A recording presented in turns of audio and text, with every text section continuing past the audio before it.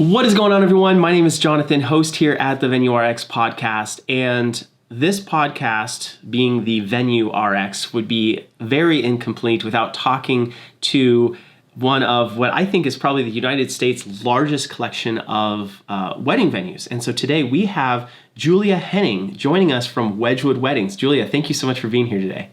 Oh, it's my pleasure.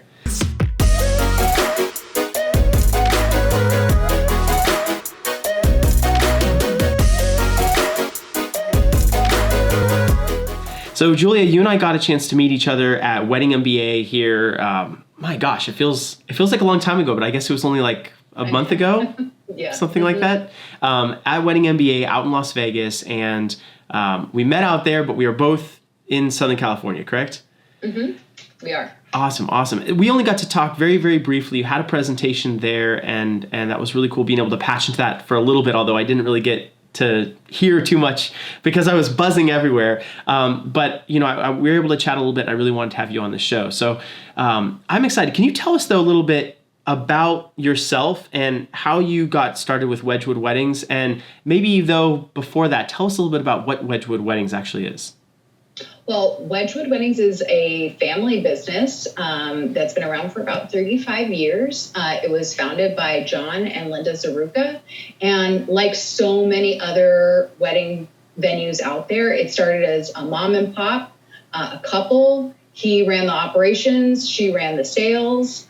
And they kind of transformed what was a failing restaurant on a golf course by saying, by transforming it into a wedding venue, taking advantage of the beautiful views.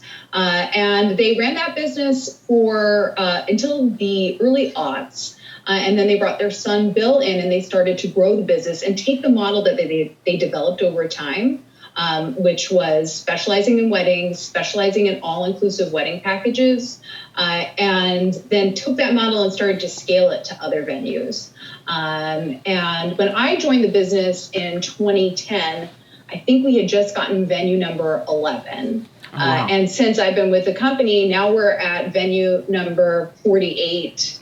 Wow. And we'll definitely cross the 50 mark, which is a big milestone in 2022. So we've just grown and grown and grown, and just found that our business model of affordable, all-inclusive wedding packages that really take some of the stress out of wedding planning has just very much spoken to the market, and we've been very successful.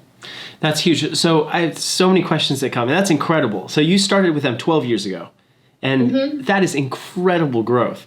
So I have so many questions just about that alone, because it's a different company that operates 50 venues than probably operates 10, 11 venues, right? Yes, it certainly is. Uh-huh. Do you have tons more staff now? What are some of the major ways that you've seen your company grow?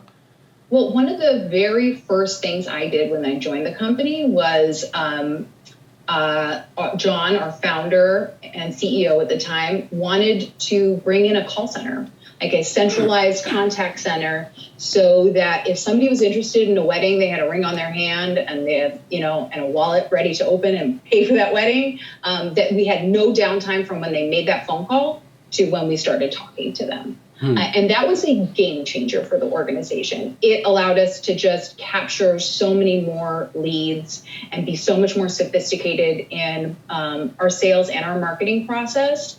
And I think that was one of the big leaps forward that we did. And, and then just over time, we've just, kind of refined not just what we're selling, but also what kind of venue that we're looking for. We've entered into new markets, and all the money that we've made, we've put back into the business to help grow it to the next level. That's huge. So the company started in, I think you were telling me before. It's in Ventura, California. Okay, got it. So the company started there, and then now your headquarters are in Temecula, California. So we moved into the Temecula office maybe 8 years ago. Okay.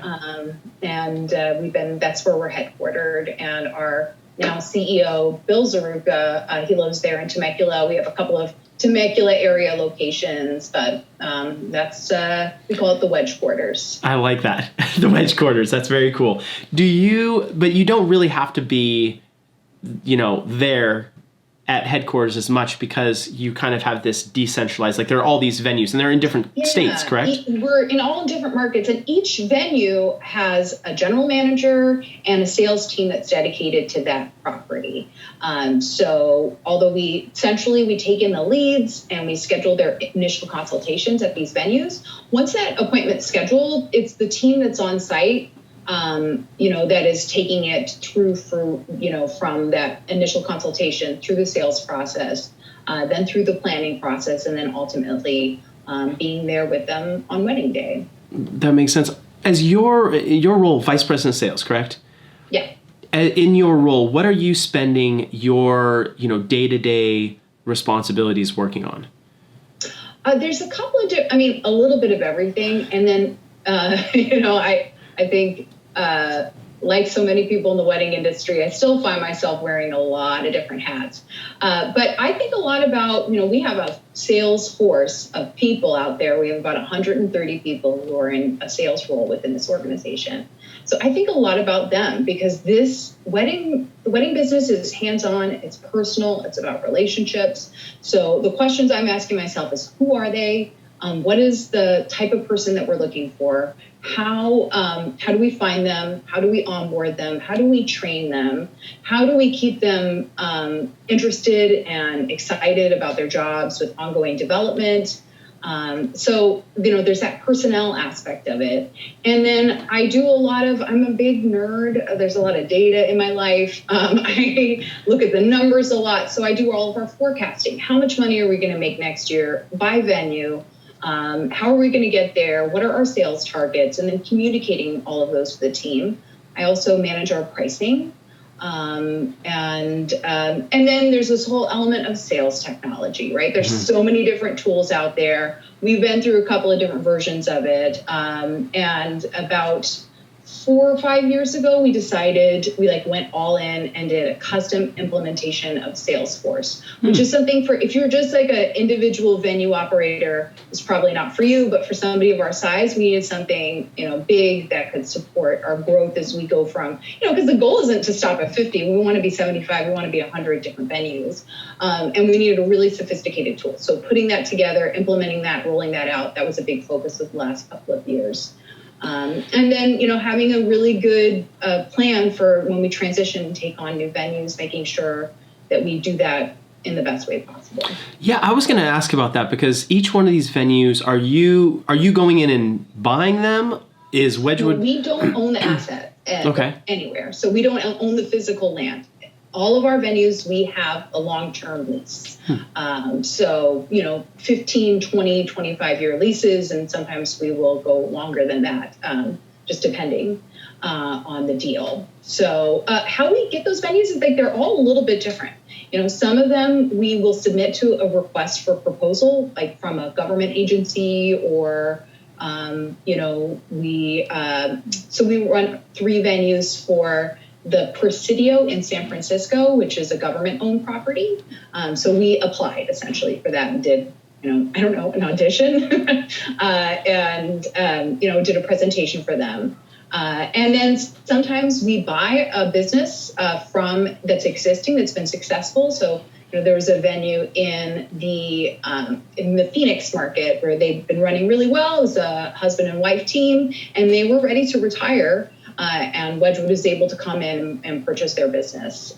So there's kind of like a wide variety of different ways that we acquire these venues. Got it. That's very cool. It makes sense then the Salesforce collaboration or implementation that you use there because you really have to have a centralized space, it sounds like, to collect leads. Yeah, exactly. So, it takes it from web fill all the way down through the accounting. So the Salesforce supports every single element of that. With such a number of venues that you're able to offer someone, if they call into Wedgewood, let's say that their date is booked, because obviously date availability is huge, and we've seen that in the last year, and even this coming year, are you able to help kind of redirect them in case they settle on a date that is not available at the current property that they're inquiring on? I will, I mean, my goal is if they call into our centralized call center, if they're looking in one region, I want to set them up with appointments as many of our locations as I can. Okay. So they will see a couple of them. But I'm going to tell you something crazy about date availability, is that I won't quote date availability at our call center. Interesting. Okay. I try to avoid the date. We teach our people to try to avoid the date conversation until they're on property. I think, it's wild. Like, you start planning your wedding and the first question that everybody asks you is, what's your date? What's your date? What's your date? And ultimately, and people are weird about numbers and dates, and they get something in their head and they've decided that that's their date. And I think that is a backwards way to pick your venue. I think that if I could advise a person who is out there shopping for their wedding, I would say pick the venue that you want, that has the experience that you want, that has the people that you like, that has the price point that works for you, and then pick the date that they have open. Right? That's of the one that you want. Don't go in the reverse order, or you're cutting yourself off from probably the perfect venue. All within reason. So my call center won't quote a date, and we try to get people to property and fall in love with that venue. There are occasionally some people who are just super insistent. They must know the date. We got to know the date. But, yeah. We don't ask the question, what's your date? I train my salespeople, I'm like, that question should feel as uncomfortable to you as, how much do you weigh? Yeah. Right? I don't want you asking that question. If they bring it up, then we have a lot of sales techniques and things that we talk about how to reckon with that question. And so that we can try to sell people on what it is that we have to offer and the solution to the problem that they have, before we get into a whole, quagmire about date checking. That's really interesting, because I think that in just the wedding industry as a whole, that's kind of the central point that everyone sits on, like what date and do you have the date available? But that makes more sense for someone who's maybe a solopreneur or maybe a photographer who has a couple shooters that work with them, who's only able to satisfy a few dates. Whereas with you guys, you may have multiple properties in one location. And so, it would be kind of short-sighted to just camp out on the date. I just also can't tell you, I mean, look, if you're a florist, if you're a DJ, if you're any of the other downstream vendors, yes, they already booked a date, right? And so you're locked into their date. And the question of date availability, you might as well just address that immediately. But when you're a venue, they're the first decision that they're making. I mean, other than the ring, and the decision to get married in the first place. But picking that venue is that's the first big decision point. So they are more flexible often than they think they are. Mm-hmm. I think in general, when you're selling weddings, when you're thinking about the wedding sales process, you're dealing with an inexpert buyer, right? They've never bought this before. They don't know what the different components are. They don't know how much it should cost. A lot of what they've read out there in the media is telling them that the wedding industry is this everybody's just trying to take their money and that we're a smarmy bunch, which I think is so untrue, and I'm so offended by that. And so I think that they come to us really scared and looking for direction. And I just can't tell you how many times we have this gorgeous venue in Temecula, California called Galway Downs. And it's a real knockout. It's a beauty. I can't tell you how many times people who really believed that they needed that Saturday in October come in and see the venue and are perfectly fine with booking a Thursday in July, right? Because that's what we had open. That's what we have, that's what we can get them a cheaper price on. And suddenly the date is not the number one issue. So I think when you lead with date and you allow the client to lead with date, you make that into a bigger issue than it should be. So I just try to avoid it. That makes a lot of sense. When you're talking about the priorities, because really we're talking about priorities here, like some people are prioritizing date, and like you said, the decision to get married, the ring, some of those things are kind of priorities that are, first. And then you've got these secondary priorities that could be, other things. But you're really saying the date should be a secondary priority because you want to fall in love with the actual venue. That makes so much sense. And And I encourage and train my salespeople to ask direct questions about priorities. They will ask, well, what is more important to you, the date that you get married on or the venue that you get married at? And by asking that type of a question, it then puts it into the hands of, like, because it's an inexperienced buyer, they might for the first time think, like, you know what, the date is less important. I actually don't care that much about the date. That's, or you will have what's more important to you, getting married on a Saturday or staying within that budget that you just told me? And oftentimes when you start to dig in with them and ask them questions like that, that it will get people to start thinking and consider, and they'll start to tell you their priorities. There are people for whom the date is the most important thing. And then you can address their needs. And there are people for whom the budget's the most important thing. And you can massage them into a time of year or a date that you have more flexibility on pricing with.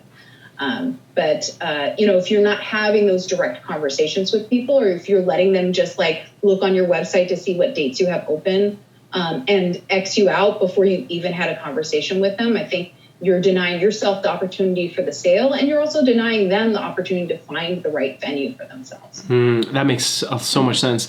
When so we were going back, talking about these priorities, talking about some of the questions, you operate solely exclusive. It's like an inclusive, venue. So like food, what is all included in your inclusive? What's the inclusion?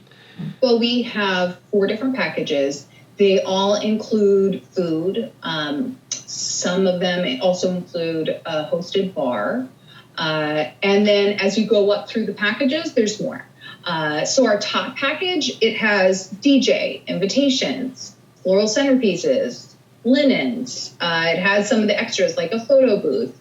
We do the flameless sparklers, all sorts of different things. But the cake, flowers, DJ, those are kind of the big ticket items that we're including. None of our packages include photography, but we do work with photographers and we can add on a floral package.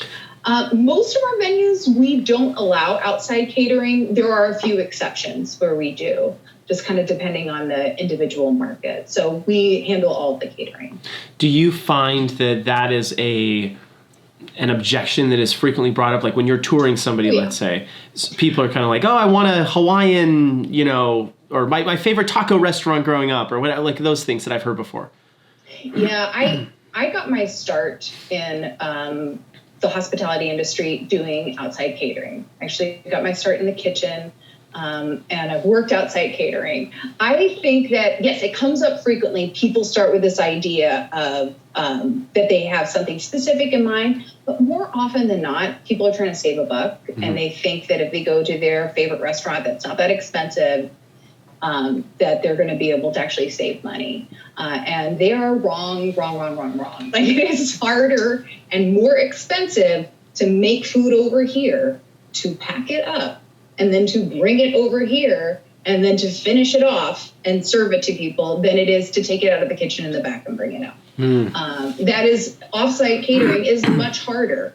And it's harder to control quality. It can and should be more expensive than an in-house caterer. So I don't know, we try to tease out what it is that you're looking for, right? Is it just that you want the food to be good and this place is good?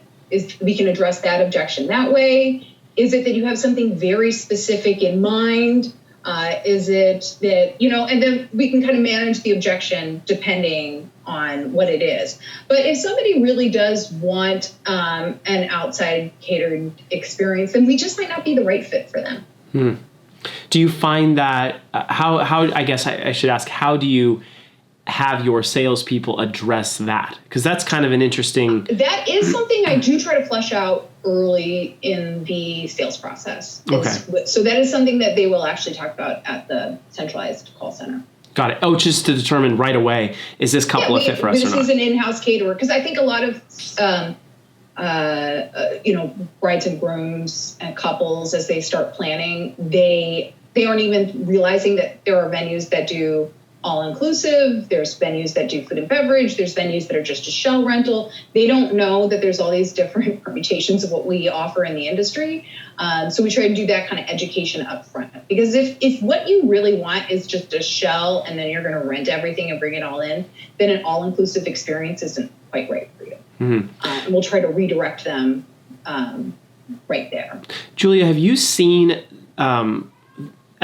a shift at all in kind of what, because obviously you've been in this industry a long time, you are across the company that you're with is across so many different venues and so many different states, it sounds like, as well. Are you in, so you mentioned Phoenix, obviously California. We have a couple, our biggest clusters are in Northern and Southern California. Okay. And then we have Colorado in and around Denver. Okay. And then a few outside of Denver. Then we have a cluster in Phoenix. And then we have a couple of, we have one in Las Vegas. We have one in Texas. And we have one in New Hampshire. And trying to grow those markets too. Oh, that's awesome. Okay, so you're spread across many markets, over a decade in this. Have you seen people be more interested in all-inclusive packages versus not? Like, have you seen something that you feel would be palatable over the time that you've been working? Like maybe people before weren't as interested in all-inclusives? Because I remember me just, the staffing company that we ran, just when we started our business, it was like the all-inclusives were beginning to kind of be not cool. Like the ballroom feel was beginning to be not cool. And then I think that maybe some all-inclusive stuff has really come back because of the simplicity, right? Yes. So have you felt a shift at all? I think that we're always kind of fighting against this idea that all-inclusive means that it's cookie cutter. Mm-hmm. And I think that's still an objection that comes up. I would argue that is not true because I've been to a lot of different weddings at Wedgewood Weddings venues, and they are all very different from each other. But I think that the all-inclusive thing has become, there's definitely been a trend away from a sterile ballroom and the golf course venues that were very popular right when I first started with the company. But those have been waning in popularity, and people want a different feel from the venue itself. One thing that's become over the last 10 or so years is that changing rooms for the couple have become a much bigger deal. Yeah. When I started with the business 10 years ago, it was like, oh, great, there's a place for me to put on my dress. But with the dawn of the Pinterest, followed by the Instagram of it all, this moment where you're hanging out in matching robes and all of this being heavily photographed, that has become more important. So I think more of a trend in the actual types of venues and venue experiences that people want. I think that the all-inclusive packages always had always had a following. I think especially, one of the major trends in our industry in general over the past 20, 30 years is that people are getting married older and older. Mm-hmm. The average age of first marriage is now late 20s. That's a major cultural shift within the United States of America. People are already living together.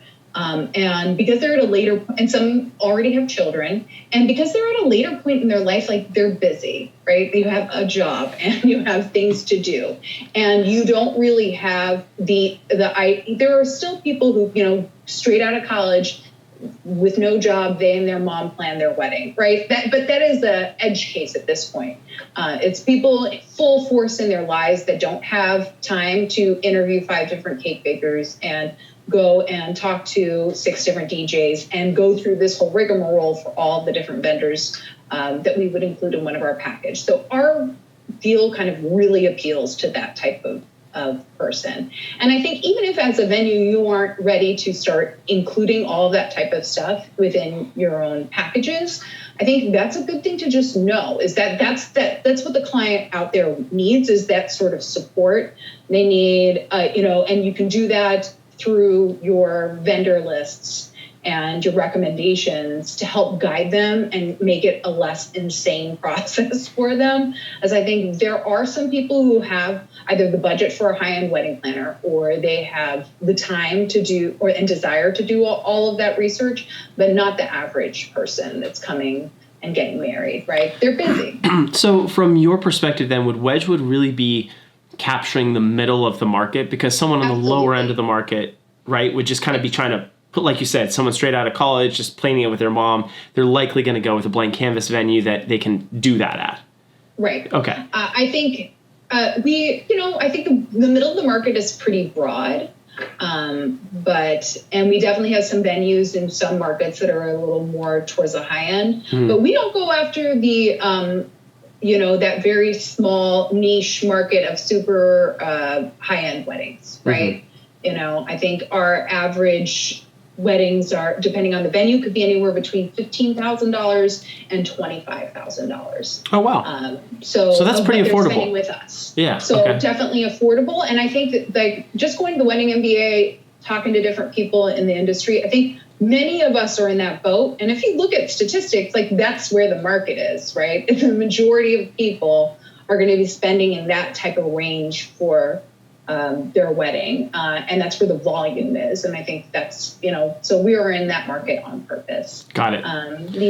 That super high end market is very competitive, and there's just not that many brides and grooms out there spending that kind of money. Very true. That makes sense from, like I said, even my own experience, like you said, talking to people at Wedding MBA, people are spending kind of in that $20,000 range. So if you're able to provide a package that really encapsulates a lot of those essential elements, what do you have a sense of what people are really all in at across the board? Because I know you said 15 to 25 was kind of the range you just gave. Yeah. What do people have to spend outside of that? I mean, obviously it doesn't include the ring, some of those.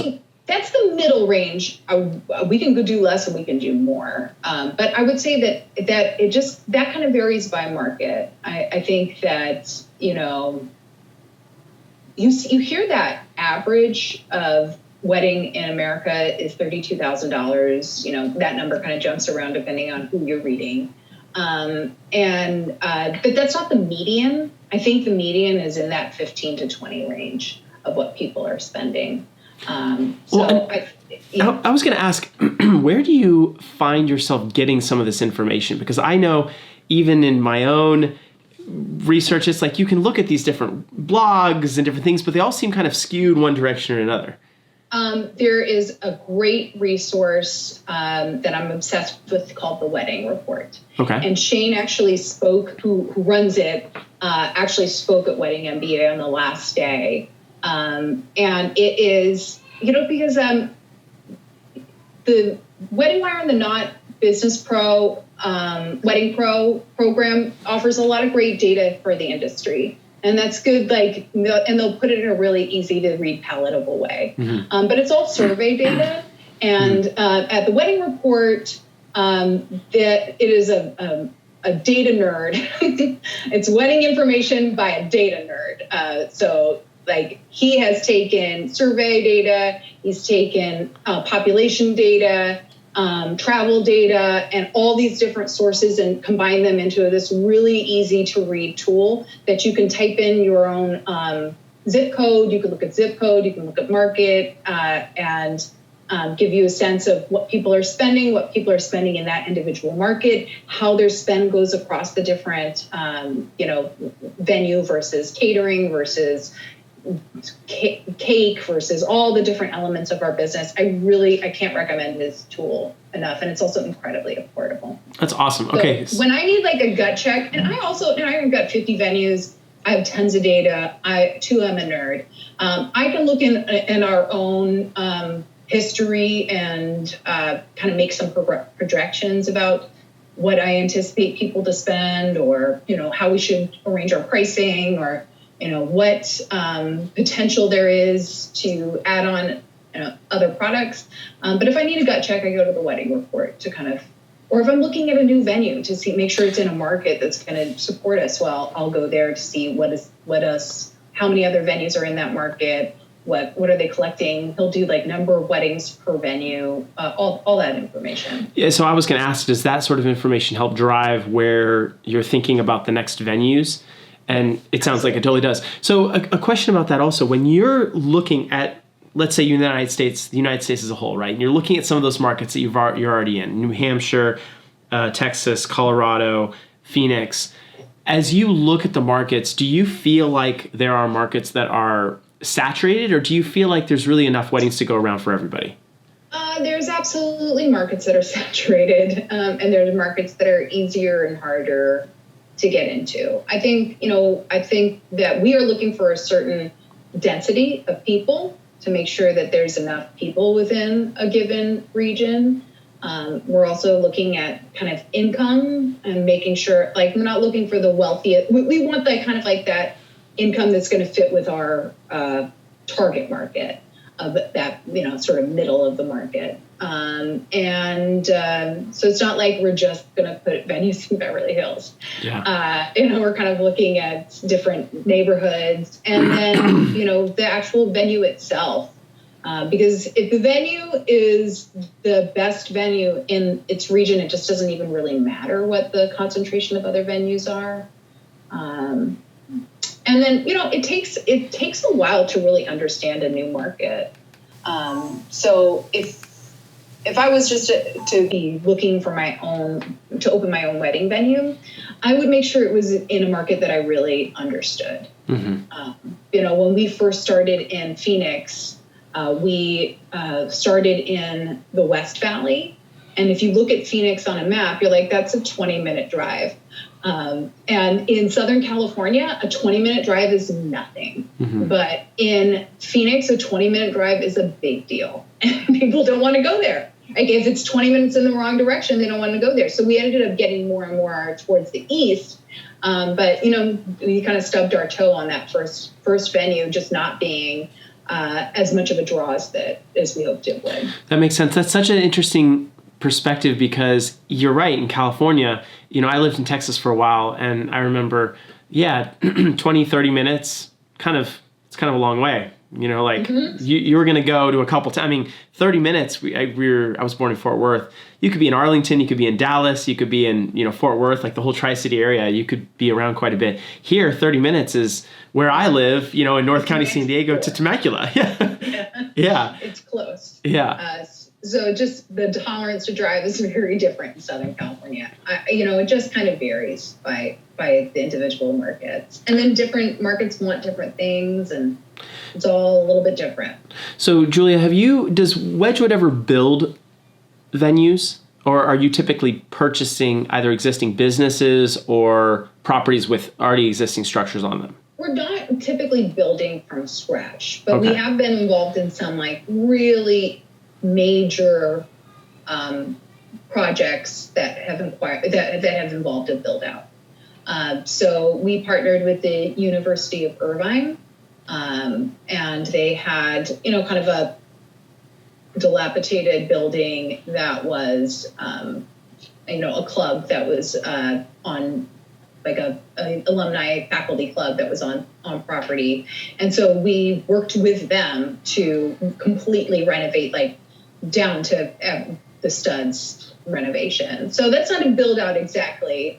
So we aren't really generally building things out, but we will do kind of major renovations. It just kind of depends on the deal. Got it. When you look at people who are going out there and building wedding venues in today's environment, I think a lot of people in 2020, with COVID and everything, and then, here in 2021, 2022 coming up, think that maybe, this is a great time, when any big shift like this happens, people both get out of industries and they get into industries. So are you seeing a lot of movement and interest in your platform as far as a management platform, I guess, for venues, for people who maybe are looking to get out because last year was really tough? I think that we did see some people not make it. Like, there are definitely some businesses that didn't make it through. 2020 was a bloodbath. Yeah. And it hurt, and it not just hurt financially, but it was so stressful for everybody who was in our business. I mean, everybody got yelled at more than they ever thought. And there's a certain amount of getting yelled at that is just comes with being in this business, as people are emotional about their weddings. But 2020 was just, our teams are just very beaten down. So I think a lot of people exited the industry. And I haven't seen a huge surge of new venues out there. But I would just I don't know, we're in a surge of sales right now, right? There's a lot of pent-up demand that is happening now. Depending on your market, it may continue well into 2022, may even spill over into 2023. But I would caution against setting your expectations on utilization of your key dates and your revenue based on what's going to happen this year would be one thing. Just because maybe it will kind of be this false, fake environment that's been created by this surge that's happening. Yeah. All the people who weren't able to get married in 2020, you had a lot of people reschedule into 2021, and then you had a lot of people who were waiting. And so we have across all of our venues, we have a busier Q1 of 2022 than we've ever had before. It is going to be busy. And then that's kind of following into the rest of the year. And I think we'll look up 2023. But at some point, you just won't have that forever. Mm-hmm. I mean, it's depressing, but you have to realize that marriage rates are dropping. Mm-hmm. That is a macro trend that isn't this year, it isn't 5 years, it's probably not even 15 years. But you aren't going to see huge swaths of people getting married like you do right now. And I think you just have to be prepared that don't expect your 2022 numbers to carry over into 2023. That's an interesting reflection, and especially for you guys, I think, who seem very exposed to that possibly across a bunch of different markets. How is Wedgewood kind of positioning and preparing to take that into account? I think that, just doing, when I was working through some of the numbers, my, estimations for what will probably end up at 2023, I did just kind of reduce what I think the number of weddings are going to be across different venues. And we've made some major changes in price. I think that if there's anything that I can advise wedding venues to do right now is take another look at your pricing. Because we sell things 6 months, 9 months, 2 years in advance sometimes, and all of us price things very differently. We all have a different pricing structure. We price things by year, so there's a 2022 price and there's a 2023 price, and we just redid all of our 2023 prices, and they're all higher. And we've made a bunch of different changes, and we're going to look at all of our different SKUs of what we sell and make sure that they're priced appropriately, because inflation is real. It's definitely a threat. And could you write something at the bottom of your price sheet that says subject to change? Sure, but are you going to be calling up the couple to say, hey, things are more expensive now, so I'm going to charge you more? You go ahead and have that conversation. I'm not going to subject any of my people to that. So I think we're making those price shifts. And I think it's just something to be cognizant of and aware of. I think in general that you have to kind of understand what the threats are in any sort of business decision. And I think that a shrinking market is certainly a threat. But, the nice thing about being in the wedding industry is that people still get married, mm-hmm. right? Weddings and marriage, it's very essential to human culture. It's been around for thousands of years, right? It's important. It's a bringing together of the community, like so many people in the wedding industry. I feel that. I connect emotionally to this business. I think that being a part of people's marriages and their weddings is a very special place to be. And I think that will continue, even if it's done, even if each generation kind of does their own take on it and does it in a different way. And the upcoming generation is just not they're not as traditional as previous generations. And I think we just need to be able to pivot and solve their problems, and that there's still a place for our business. So it's just not going to be like it is the last couple of years have just been bananas, right?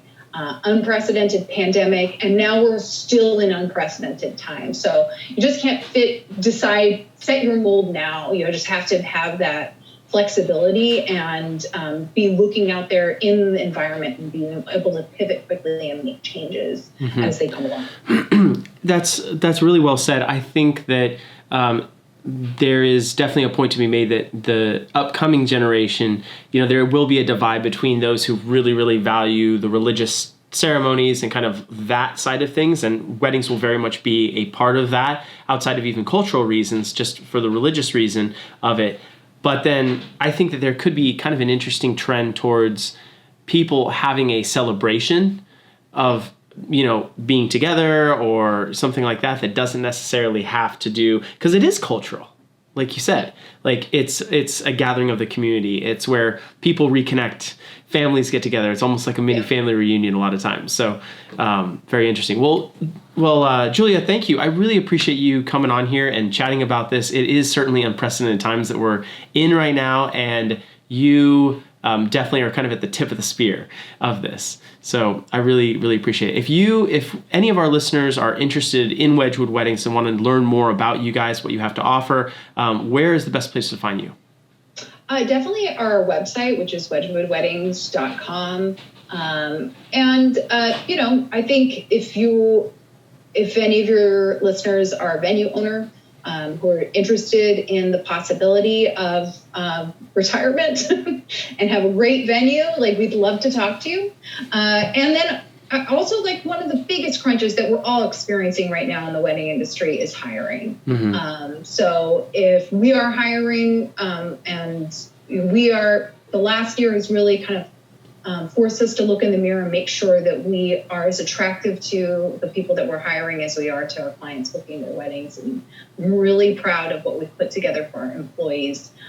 So if any of your listeners are looking for a job. I like it. A job or a wedding. Either way, you have something to offer everyone. I love it. Yeah. Very cool. Very cool. Well, Julia, thanks for coming on the show today. And we'll leave those links in the descriptions below if you're watching on YouTube.